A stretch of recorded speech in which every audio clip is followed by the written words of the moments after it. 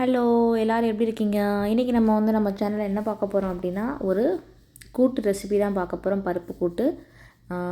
என்ன பருப்பு கூட்டுன்னு பார்க்கலாம் அப்படின்னா, பீர்க்கங்காய் போட்டு நல்ல ஒரு பருப்பு கூட்டு பார்க்க போகிறோம். பீர்க்கங்காய் வந்து கடலைப்பருப்பு போட்டு இன்றைக்கி கூட்டு செய்ய போகிறோம். யூஸ்வலாக வந்து 1 பார்ட் தான் செய்வேன் நான். இன்றைக்கி வந்து 1 பார்ட் கிரேவி மாதிரி செய்யாமல் இன்றைக்கி வந்து கடாயில் வந்து பண்ண போகிறோம். தனித்தனியாக பருப்பு தனியாக வேக வச்சு காய் தனியாக போட்டு வதக்கி செய்ய போகிறோம். எப்படி செய்கிறதுன்னு பார்க்கலாம். ஒரு கடாயில் கொஞ்சமாக எண்ணெய் விட்டு கடுகு சீரகம் போட்டு பொரிஞ்சோன்னே 4-5 பல் பூண்டு பல், அப்புறம் வந்து வெங்காயம் கூடவே வந்து தேவையான அளவு பச்சை மிளகாய், ஒரு 2 பச்சை மிளகாய் போதும், நான் 1 தான் சேர்த்துருக்கேன். கொஞ்சம் கருவேப்பிலை போட்டு நல்லா வதக்கிக்கோங்க. இது வதங்கட்டும். நம்ம இதுக்கு ஒரு பேஸ்ட் ரெடி பண்ணணும். அது என்ன பேஸ்ட் அப்படின்னா, தேங்காய் அரைச்சிக்கணும். தேங்காய், சீரகம், பச்சை மிளகாய் வந்து நல்லா ஒரு பேஸ்ட்டு மாதிரி ரெடி பண்ணி எடுத்து வச்சுக்கலாம். வெங்காயம் வதங்கினோன்னா நம்ம ஒரு தக்காளி போட்டு நல்லா வதக்கலாம். தக்காளி வதங்கும் போது உப்பு மஞ்சத்தூள் சேர்த்து வதக்குனா சீக்கிரமாக வதங்கிடும். ஸோ உப்பு மஞ்சத்தூள் போட்டு நல்லா வதக்கி எடுத்துக்கலாம். நல்லா வந்து தக்காளி வந்து நல்லா மசியணும். அந்தளவுக்கு வதங்கினதுக்கப்புறம் நம்ம கட் பண்ணி வச்சுருக்கிற பீர்க்கங்காய் எடுத்து உள்ளே சேர்த்துடலாம். பீர்க்கங்காய் தோல் எடுத்து கட் பண்ணி வச்சிடணும்.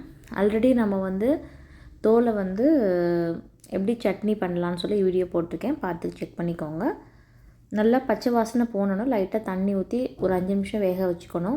அதில் ஒரு 1.5 ஸ்பூன் வந்து தனி மிளகாய் தூள், 1 ஸ்பூன் வந்து மல்லித்தூள் போட்டு நல்லா மிக்ஸ் பண்ணிக்கோங்க. நல்லா மிக்ஸ் பண்ணிவிட்டு இங்கே நல்லா குக் பண்ணிக்கோங்க.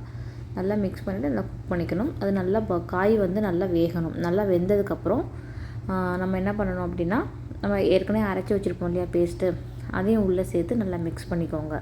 அது நல்லா மிக்ஸ் பண்ணதுக்கப்புறம் தேவையான தண்ணி உங்களுக்கு வேணும் அப்படின்னா நீங்கள் தண்ணி கூட ஆட் பண்ணிக்கலாம்.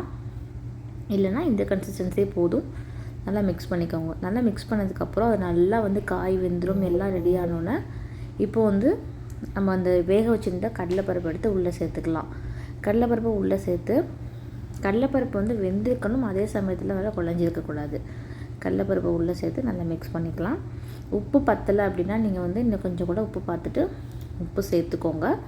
அவ்வளோதான். இதை வந்து நல்லா மிக்ஸ் பண்ணிவிட்டு ஒரு மூடி போட்டு ஒரு 5 மினிட்ஸ்க்கு வச்சுருந்தீங்க அப்படின்னா சூப்பராக குக் ஆகிருக்கும், நல்லா ரெடியாக எடுக்கும். அவ்வளோதான். ஒரு மிக்ஸ் கொடுத்துட்டு மேலே வந்து கொத்தமல்லி தழை தூவி இட்லி, தோசைக்கு, சாதத்துக்கு சர்வ் பண்ணுங்கள். என்கிட்ட கொத்தமல்லி தழை இல்லை, ஸோ நான் கருவேப்பிலை தூவி சர்வ் பண்ணுறேன். சூப்பராக இருக்கும்.